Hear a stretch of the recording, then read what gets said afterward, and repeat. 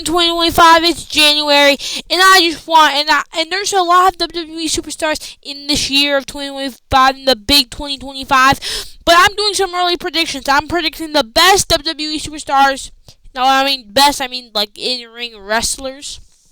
Best WWE wrestlers / superstars in the year of the big year 2025. Early kind of predictions, because I don't know, maybe these will be early predictions for big superstars, and honestly, these are just my opinions based on their wrestling skills. So again, if you disagree with it, you can leave it down in the comments below with your favorite wrestlers and what is the best wrestlers for your early 2025 predictions. Before that.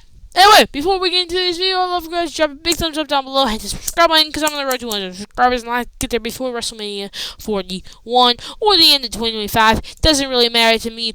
Anyway, let's hop into today's Logan Paul is one of the most talented wrestlers I think I've seen in a while. And Logan Paul hasn't even had 10 matches, I don't believe, in the WWE. And this guy is so flippin' talented. This man can have a match with a flippin' shoe sock, and it will still be one of the best matches you have ever seen in your entire life. I don't understand how Logan Paul does it. I give credit to Logan Paul because Logan Paul is incredible in the ring, especially for someone who kind of was like really not know how to wrestle, but a guy who learned the business very quickly. I'm honestly shocked a little bit by it, but yeah. Always surprised when someone new like this picks up wrestling so flipping quickly, just like Logan Paul does. But Logan Paul, bro, hate him or love him, you have to give your props to Logan, man. He gives 100% of his effort inside that wrestling ring. Exactly like his last match at SummerSlam. He did that springboard moonsault type, the shooting star press moonsault type thingy thing, or you done little LA Knight where he jumped, boom, he jumped on the spin, he grabbed the rope, did the thing, spin, landed his feet on the rope, and did like a moonsault thing and landed on LA Knight. That, like, how do you do that? Like, he's the only person that can ever I've never seen do that move. Like, he's the only person in the world that would actually try that move. Unlike Ricochet or something. Then when you saw the thing in 2023 Royal Rumble, when he did Ricochet, then he has that spring shot lariat, boom, lariat. So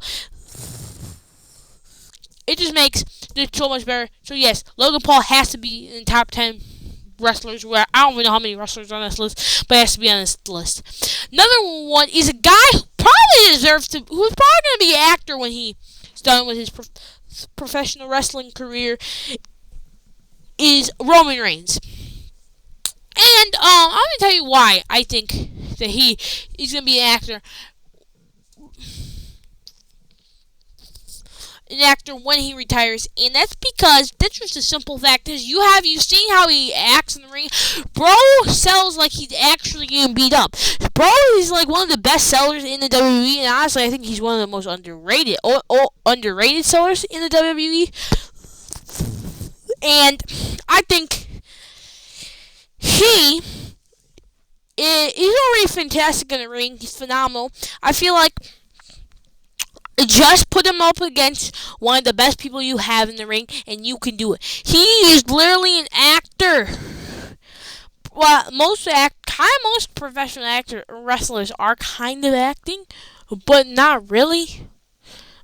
But yeah, I feel like he could potentially be one of the top actors in all of WWE, and I feel like he's already one of the top actors in general. I don't even know what I'm talking about. I don't even think he's starting like one movie, and like that's it.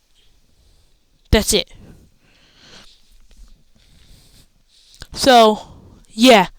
But yeah, he's just phenomenal in the ring. You have to add him on this list. If you don't, you're kind of insane, and you're kind of cuckoo in the membrane, and cell membrane, and the cell wall. So yeah, you have to have Roman Reigns is best wrestlers in 2025 because I'm gonna be completely honest, he has to. But yeah, wherever you have him. By the way, this is not order. This is just where whoever I thought in my head. So it's not in order. I'm just tell you that much. If I had to order it, I don't even know what I would order it. But yeah. But yeah, you have to have him on this list. Next one is Io Sky. She is the most talented, maybe even the best women's wrestler on this planet right now, maybe of all time. She makes botches look like they were supposed to happen. Like she botched her springboard dropkick one time. I swear, I thought it was supposed to happen.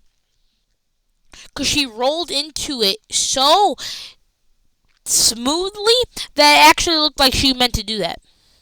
Which I'm starting to believe that all the botches she does actually is meant to happen.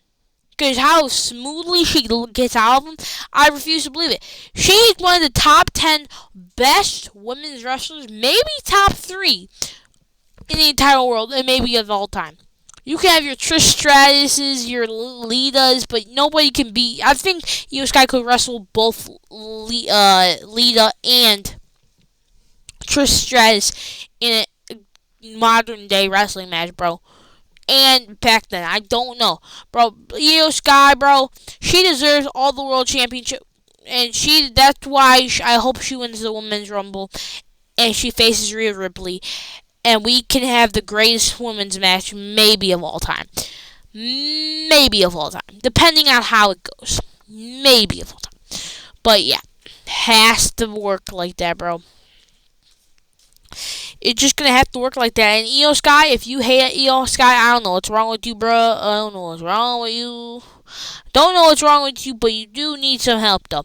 Because Io Sky is one of the best wrestlers I've ever seen. I think she could actually out wrestle most of the men's roster. I'm not gonna lie. But you wanna know who's could not. Guy who's fantastic. One of the best luchadors I've seen is Andrade. Andrade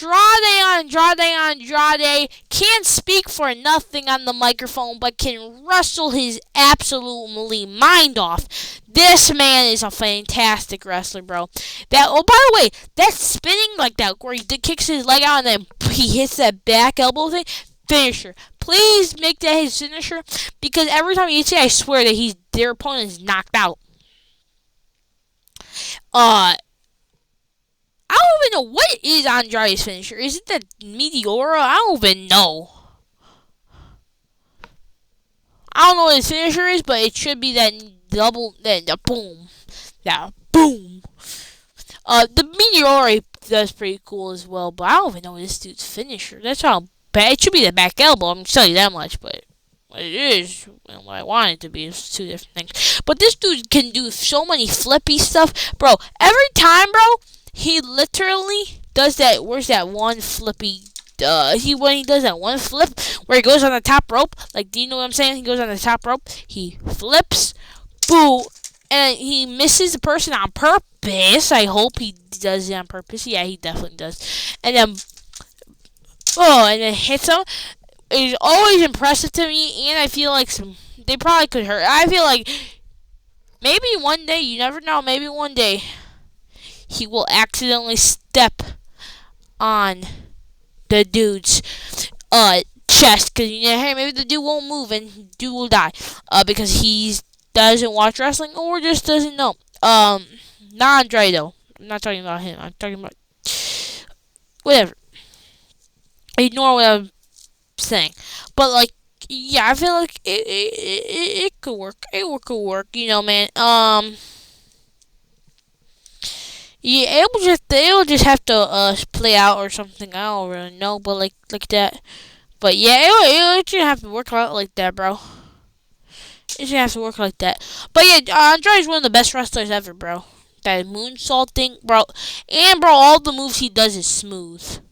Just get better at miking and the mic skills. But someone else who I think is one of the best women's wrestlers ever is Rhea Bloody Ripley. Rhea Ripley is one of the most charismatic, and talented in-ring performers I think of all time, because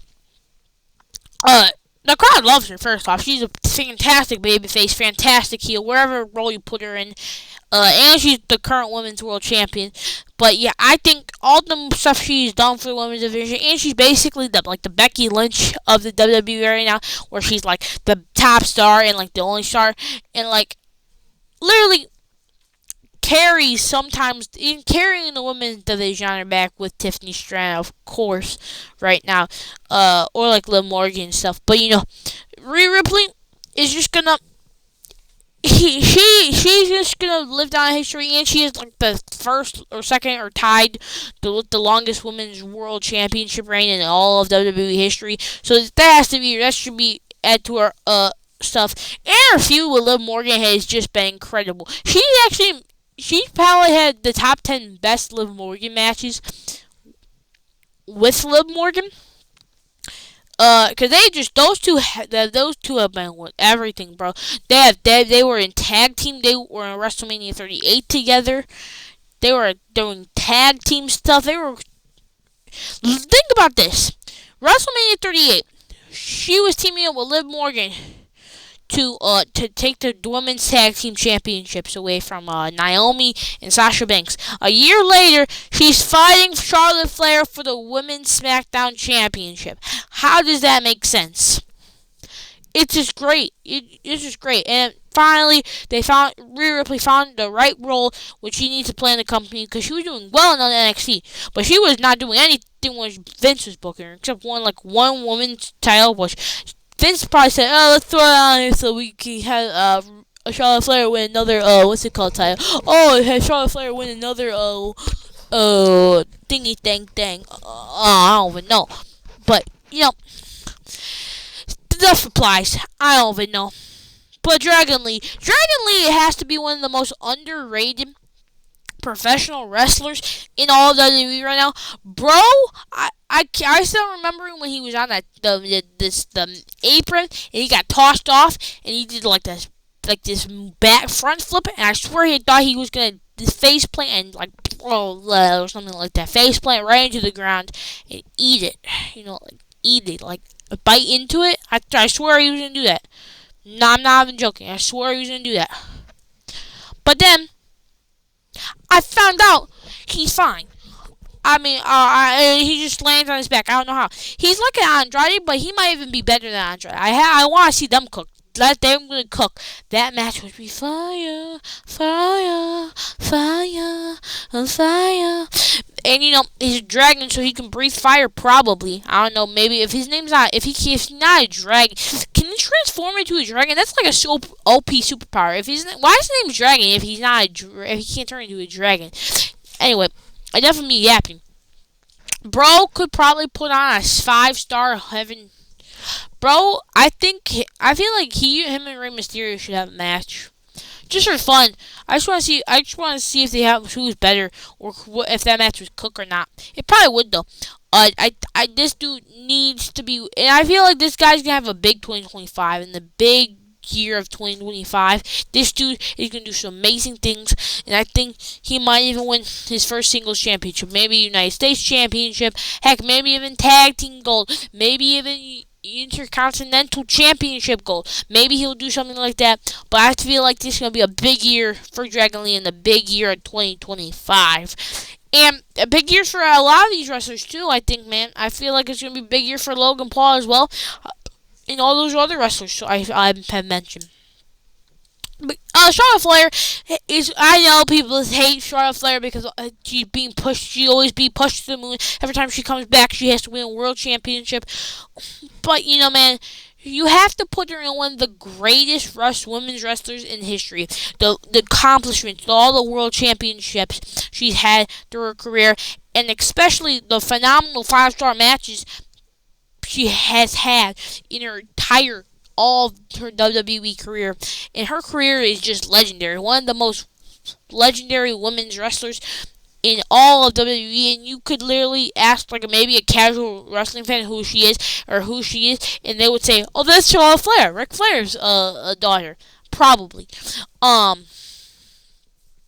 mean, they would definitely know Ric Flair, but they would for sure know who Charlotte Flair is. I feel like most people know Charlotte Flair, and Charlotte Flair, one of the most talented women's wrestlers of all time. And if she wasn't injured right now, I don't even know when she's coming back. But I don't know if she's medically cleared. It's been over a year. I feel it's only been like almost a year. I think she hasn't wrestled in 2024.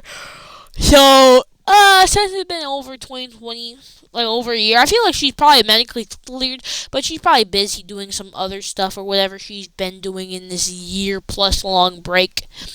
But yeah, hopefully she comes back soon because the women's division is just better when Charlotte Flair's here. By the way, Roxanne Perez, probably one of the most either hated or underrated women's wrestlers in NXT. I don't think she's actually had a bad match. Maybe against Lola Vice. But that wasn't even a bad match. Roxanne Perez so far in her WWE career, even though it's been short, she had not have a very bad match. All from the matches that I've seen of Roxanne Perez have been phenomenal. And she had that legendary NXT Women's Championship reign, who just ended not that long, like a couple days ago, as we're filming of this video. But literally was the longest reigning champion in all of WWE, which Cody Rhodes is the longest reigning champion because, she won the title the day before him. But, whatever. Still, it's insane how casual fans who only watch, Raw and SmackDown still don't know about this person named Roxanne Perez. They need to watch a NXT PLE and find out that Roxanne is one of the most talented women's wrestlers in all of WWE right now, and I feel like as soon as she comes up to the main roster, I feel like and this year, 2015, she getting called up to the main roster, and I really do think, it's a cool video idea. Never mind. Anyway, I think in 2025, in the big 2025, I think Roxanne Perez is getting called up and going to do some amazing things, maybe win some mid-card gold. And this is why the women's mid-card championships are very important. Like wrestlers like her who can finally get called. I'm not going to get into it. But Randy Orton, man. Randy Orton has been doing this for almost 20 years. Had a year and a half long break because of that dumb back injury. And he's still on his A game. He might not be as good. Maybe he's not as fast as he was when he was 20, 30. But this man, for being 40, is one of the best wrestlers ever. And he's the only wrestler from his time period who never actually took a break from his full-time schedule. He's always been on a full-time schedule. He always be wrestling. And plus, obviously, right now, he's probably taking some time off because of, stuff. But because of, I don't even know, maybe family, I don't know. He's taking some time, a long time off. But you never know. This man has never went to Hollywood. He's always stayed true to WWE. He's always been a full-timer. He's always wrestled. He literally almost retired in 2022 and 2023. But he finally came back. He finally persevered. And he made his way all the way into his... And I don't even think this dude's ever going to retire, bro. This dude might retire into when he's in his late to mid 50s. Not even gonna lie to you, bro. This guy can probably still go. And by the way, let's talk about this dude selling, bro. And all of his accomplishments, his selling. Every time he sells his back, I feel like he injures his back again.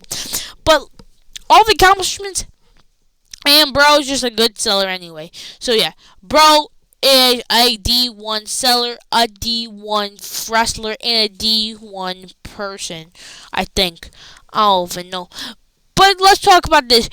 Some of you might not have heard of her, but her name is Stephanie Velker. I don't actually know if I'm saying her last name right. I know I'm saying her first name right. But I don't know. She's Chilean or whatever. First off, why is a country name after food? That just needs to get out of the way. But Stephanie is better than every single women's wrestler on NXT at the current moment in stage. She should have been NXT Women's Champion, but I guess you need to give it to Julia. She's pretty good in the ring as well. But Stephanie Velker, bro, in that move she does where she locks her opponent's head between her legs and boom, boom, boom, bounces off the mat. It's crazy. Love it every time she does it. And all the other stuff, bro. She's bro, I don't even know, but she's like a Daniel Bryan of the women's division in NXT. I feel like that's what I've heard. Like her, what she's compared to, but I want like they could actually be a this could be a very good match. Daniel Bryan versus Stephanie Velker. I feel like that'd be a very good match. But yeah, Stephanie Velker is one of the most underrated, maybe because not a lot of people watch NXT, but I feel like in 2026 or 2025, maybe late 2025, Stephanie Velker is getting called up. Or maybe even 2026. I probably think 2026. If she doesn't get a women's NXT Women's Championship reign in 2025, she's definitely getting in 2026. But she's definitely getting called up either this year and late in this year or after this year, which I'll be fine with. But let's go with the WWE Champion, the American Nightmare, Cody Flippin' Rhodes. This guy is on the John Cena schedule, defending that Undisputed Championship at house shows every single week. Um, um, um, at every show, he's at every SmackDown, and yeah, there's just so much you could say about Cody Rhodes. But uh, uh, uh um, yeah, but Cody Rhodes, I don't even know why. I'm not editing now because I hate editing videos because that's so dumb. But this man's the John Cena of WWE. The crowd loves him. And how could you not love this man, bro? This dude's won this championship for his father. And that's all I have for you guys today. Hope you guys enjoyed the video. And again, leave in comments below who you think. But yeah. Anyway, I'm done. I'm going to bed. Bye.